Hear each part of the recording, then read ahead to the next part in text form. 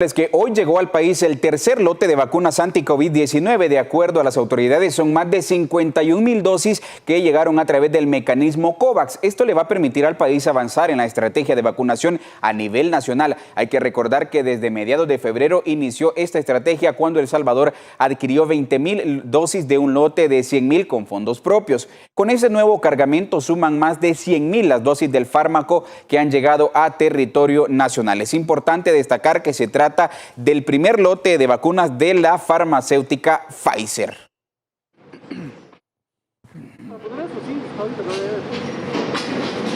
COVID-19 a territorio salvadoreño de inmediato fueron llevadas hacia el Centro Nacional de Biológicos, conocido como CENAVI. Fíjese que en este lugar las vacunas son almacenadas con hasta 70 grados bajo cero. Justo en ese lugar se encuentra el periodista Héctor Peñate. Ahí lo tenemos ya en pantalla. Héctor, buenas tardes y bienvenido. ¿Qué está pasando en el CENAVI? ¿Cómo estás, David? ¿Qué es lo que está sucediendo? Pues específicamente aquí han venido a ser almacenadas ya las 51,480 dosis de esta vacuna de Pfizer anti-COVID-19 que han venido a El Salvador hace tan solo unas horas. Esta es una fecha muy importante porque nos encontramos a un mes y 4 días de la primera llegada de las vacunas, de la primera cantidad, que eran 20,000 aproximadamente. En este momento vamos a escuchar declaraciones del ministro de Salud, Francisco Alaví, quien habló en conferencia de prensa sobre algunos pormenores y detalles importantes de la llegada de las vacunas. Escuchemos y veamos. Qué alegría nuevamente recibir un nuevo lote de vacunas, en este caso las vacunas de ultra baja congelación, con las cuales vamos a tener 51,480 dosis más para poder garantizarle a la población salvadoreña el acceso a esta protección que generan las vacunas. Es importante mencionar cómo hemos seguido esta lista de prioridades y cómo hemos ido organizando en base a recomendaciones internacionales, en base a la experiencia nacional, cuáles son los grupos más vulnerables.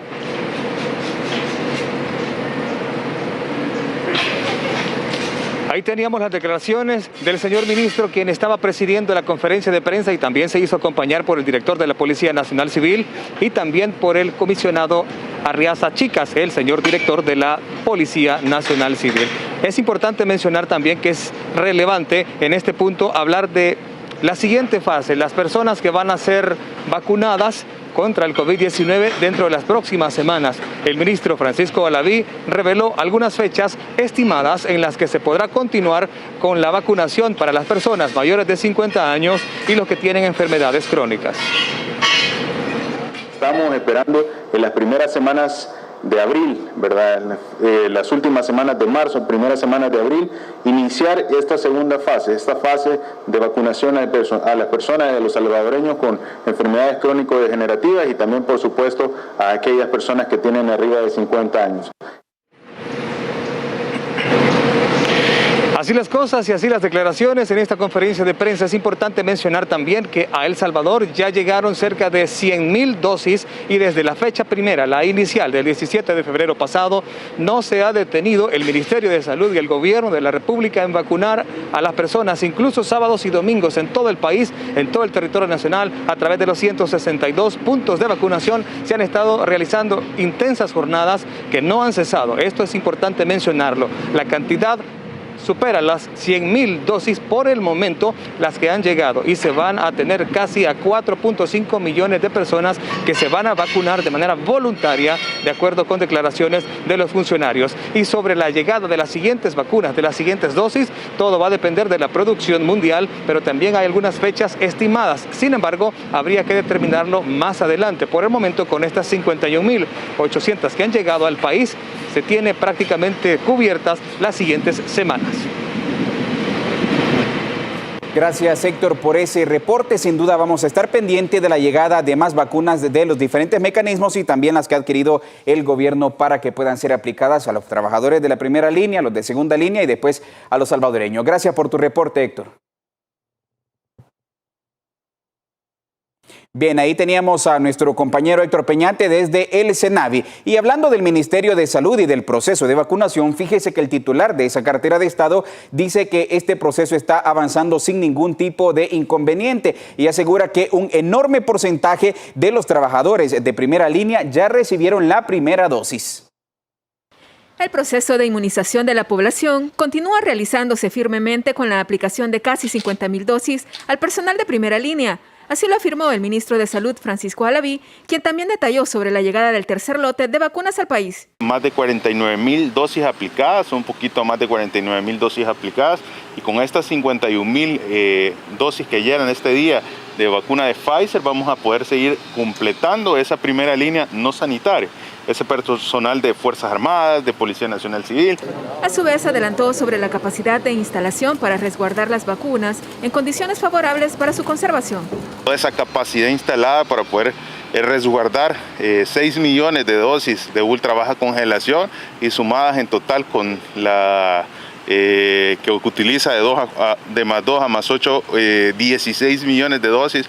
Asimismo, el ministro de Salud, Francisco Alaví, confirmó que a inicios del próximo mes se extenderá la vacunación a adultos mayores. Pero pasar a la segunda fase implica pasar a esos adultos arriba de 50 años y aquellas personas con enfermedades crónico-degenerativas que se van a ir priorizando en base a cuáles juegan un papel o cuáles tienen mayor riesgo ante esta enfermedad en su edad. Pueden ser a los de 80 años, 70 años, 60 años.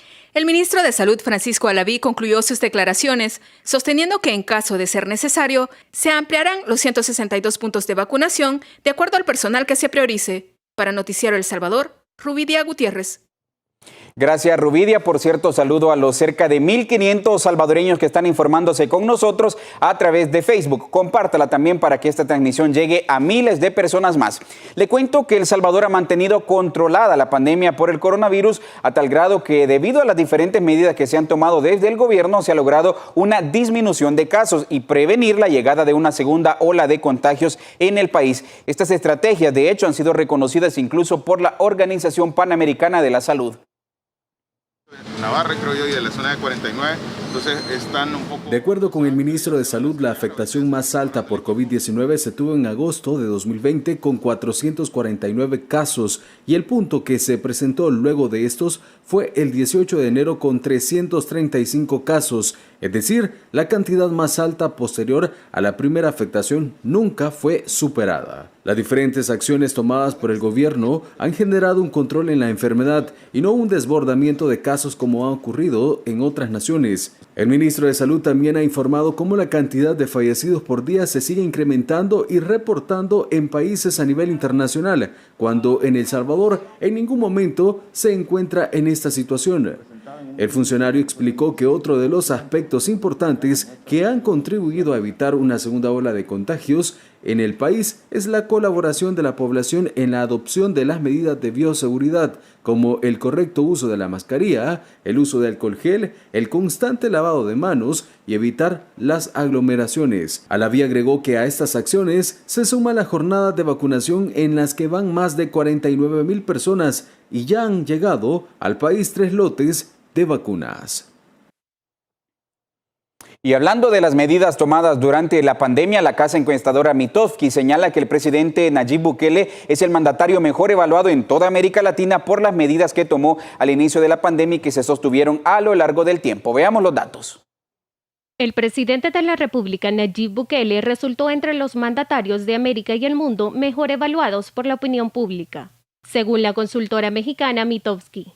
El top 5 del ranking de gobernantes de América es liderado por Nayib Bukele, en la primera posición con el 84% de aprobación ciudadana. En este ranking son evaluados 20 presidentes de América, 9 de Europa, Asia y Australia. De los 20 funcionarios, solo 3 se ubican en la categoría de sobresalientes, esto por el alto nivel de aprobación. Sin embargo, solo Nayib Bukele logra una aprobación arriba del 80%, seguido de Luis Abinader, mandatario de República Dominicana, con un 77%. Y a un año del inicio de su gestión en Uruguay, Luis Alberto Lacalle se mantiene arriba del 60%. Este nivel de aceptación se basa en el buen manejo de la pandemia, en el apoyo a las familias salvadoreñas que fueron afectadas por las tormentas tropicales, y también por la articulación del gabinete para trabajar en pro de los salvadoreños. Vanessa Moya, Noticiero El Salvador. Gracias, Vanessa. Y siempre en el plano de salud, el ministro Alaví dio el alta número 4.000 del Hospital El Salvador. El titular de la cartera de Estado dijo que este número de pacientes recuperados refleja el buen trabajo que están haciendo los profesionales sanitarios. Ellos son solo algunos de los pacientes que han sido dados de alta y han superado la enfermedad de COVID-19. Con mucha alegría, también venció el coronavirus el paciente 4000. Del Hospital El Salvador, 1.655 mujeres y 2.393 hombres han sido dados de alta. Estos 4.000 pacientes que han sido de alta y que se reencuentran con su familia.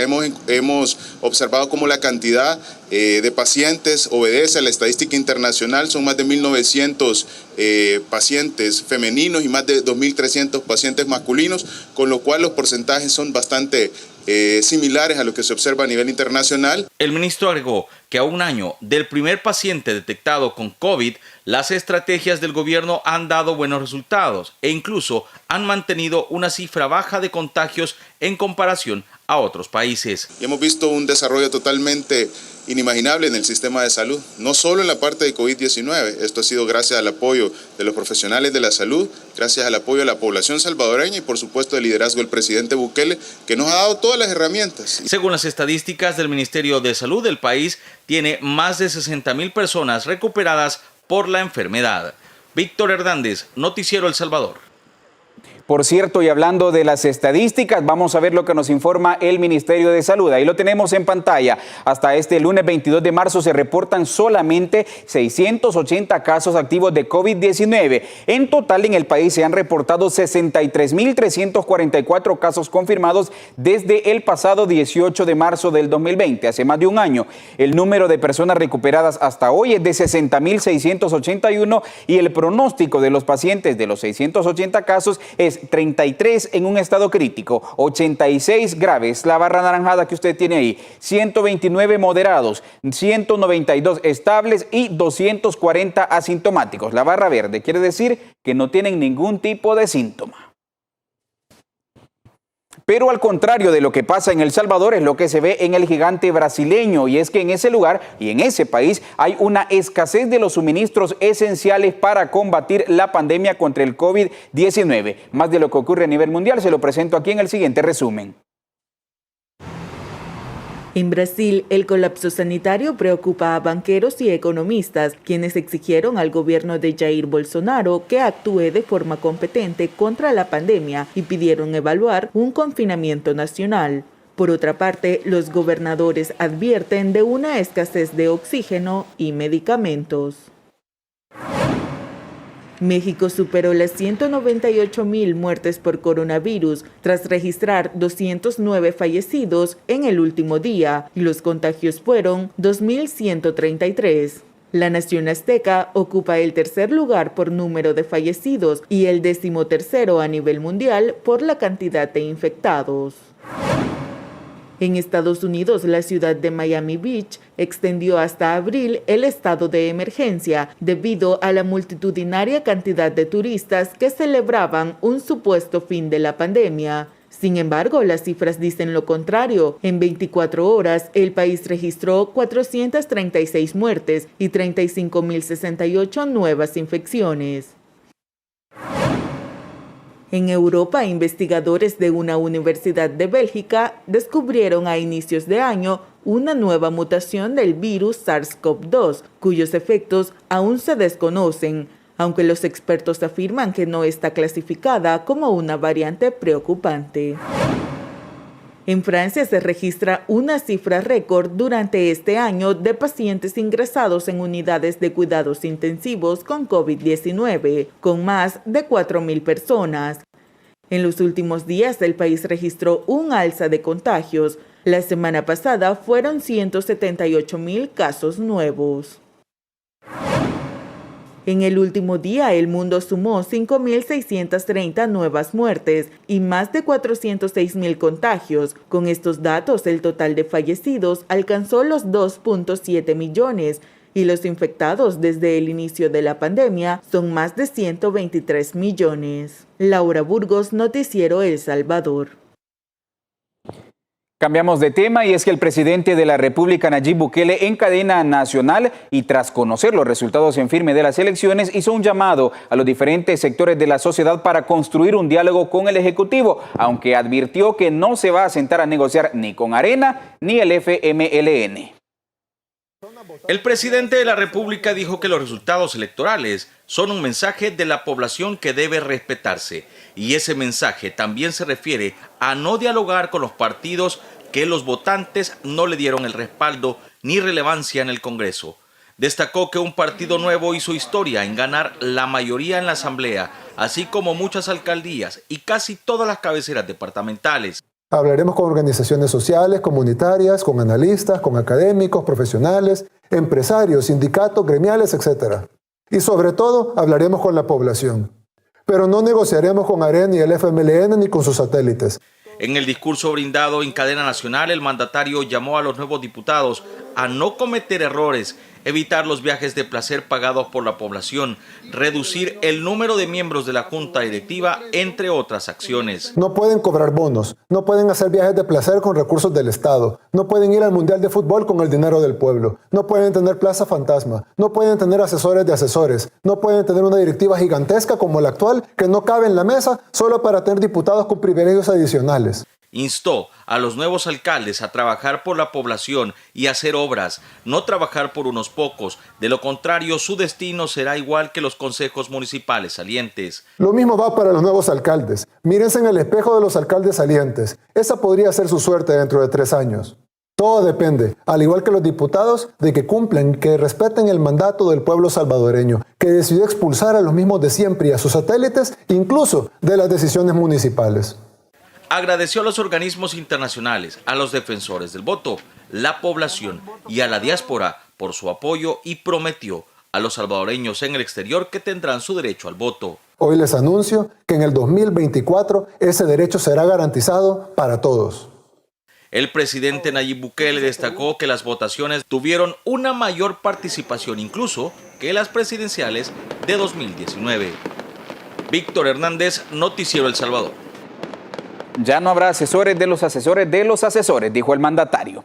Y después de esta cadena nacional hubo diferentes reacciones. Por ejemplo, en su cuenta de Twitter, el presidente de Nuevas Ideas, Xavi Sabla Bukele, señaló: no podemos fallarle al pueblo. Los nuevos alcaldes y diputados deben respetar el mandato de los salvadoreños, no negociar con los mismos de siempre y renunciar a sus privilegios. También añadió: tienen la oportunidad de cambiarlo todo. Aquí inicia la segunda parte de nuestra historia, indicó el líder del partido Cian, que se convierte en la primera fuerza política. También la comisionada presidencial para operaciones de gabinete, Carolina Recino, se refirió a las declaraciones que dio el mandatario en la cadena nacional de radio y televisión anoche. La funcionaria publicó en redes sociales: el mensaje del presidente Bukele es muy claro. El pueblo nos dio un mandato el 28 de febrero, así que vamos a trabajar, diputados, alcaldes y gobierno, en un solo objetivo: sacar adelante a El Salvador sin acuerdos de cúpula o de maletines. Nuestro norte es nuestra gente. Y en más temas, una de las concejales del partido Arena interpuso hoy un recurso ante el Tribunal Supremo Electoral por supuestas anomalías en las pasadas elecciones. Isabel Ramos nos tiene todos los detalles. Adelante, Isabel. Así es, muy buenas tardes, y les comento que se trata de la concejal por el tricolor Arlene Rivas, quien con pruebas en mano vino hasta el Tribunal Supremo Electoral para interponer un recurso de nulidad por la planilla presentada para concejales de San Salvador. Ella alega que hubo irregularidades dentro de su mismo partido político en este proceso. Ante los miembros que han sido elegidos de la planilla B del partido Arena para el Consejo Municipal de la Alcaldía de San Salvador, personas que no compitieron en un principio ni hicieron el debido proceso, como es el tema de las elecciones internas, que son 4 personas. Rivas asegura que con esta acción se violó la ley de partidos políticos y pide que sea retomada la planilla presentada originalmente. Coaccionan y los obligan a renunciar basándose en que ese día habían tenido una reunión con miembros del COENA y que los miembros del COENA habían exigido que tenían que renunciar 4 miembros del Consejo para poder ellos dar un financiamiento para poder terminar la campaña. Cabe mencionar que este recurso no podía ser presentado anteriormente, pues el Tribunal Supremo Electoral da un plazo de 72 horas luego que ponga en firme los resultados y que estos se oficialicen. Esta es la información que yo tengo por el momento para compartir con ustedes y así retorno la señal hasta el estudio principal. Buenas tardes. Buenas tardes para ti también, Isabel. Y este fin de semana terminó el allanamiento en la Asamblea Legislativa que hicieron las autoridades de la Fiscalía para buscar pruebas que corroboren las denominadas plazas fantasmas que habían denunciado en días anteriores los sindicalistas de ese órgano de Estado y que los mismos diputados, por cierto, confirmaron su existencia. La periodista Tatiana Funes tiene todos los pormenores al respecto y también las reacciones de los parlamentarios en torno a este tema. Tatiana, buenas tardes. Buenas tardes, David, un gusto saludarte en este lunes. Y luego de 6 días de allanamiento, ha finalizado el registro que realizaba la Fiscalía General de la República a las oficinas administrativas acá en la Asamblea Legislativa. Durante este tiempo, los fiscales buscaban documentación que respaldara la existencia de más de 1000 plazas fantasma, que como tú ya lo mencionabas, algunos diputados habían confirmado la existencia de las plazas fantasma. Hemos conversado con algunos legisladores sobre este tema y algunos se muestran cautelosos y han dicho que esperarán los resultados de esta investigación de parte de la Fiscalía General de la República. A continuación le presento las declaraciones de la diputada Anabel Belloso. Escuchemos. Nosotros hemos colaborado, no tenemos temor, ¿verdad? Las auditorías pueden realizarse, el FMLN ha actuado siempre acorde a lo que la legislación establece y pues será el fiscal el que determine si hay responsabilidad o no. Además, también hemos conversado con el diputado de Arena, Emilio Coreas, quien ha dicho que tras esta investigación podrían a relucir nuevos detalles acerca de las plazas acá en la Asamblea Legislativa. Uno de los puntos que él destaca es que se podría conocer cuál de las fracciones posee más empleados. Escuchemos a continuación las declaraciones del diputado Corea. Ahí hay una tabla que sacan en promedio que, por ejemplo, en Arena nosotros tenemos 10 empleados por diputado, o sea, no es algo real. Entonces yo esperaría que se llegue al fondo de las investigaciones y se deduzcan responsabilidades en caso de que estas existan.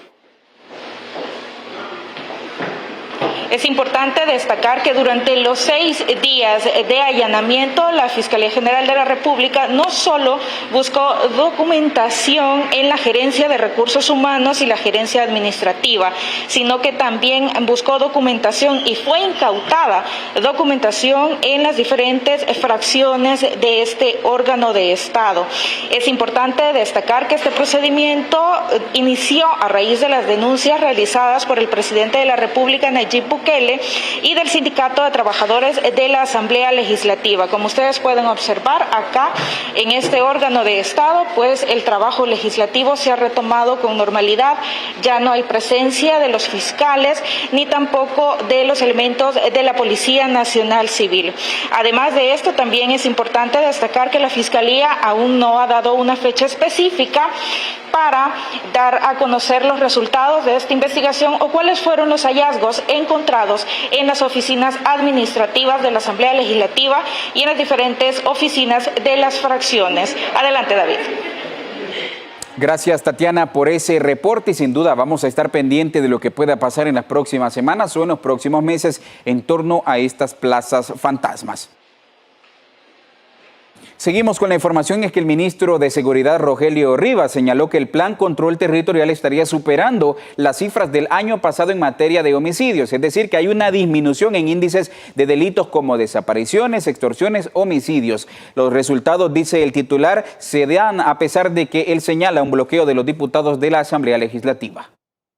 De acuerdo al ministro de Justicia y Seguridad, las cifras de personas desaparecidas continúan a la baja comparadas con años anteriores.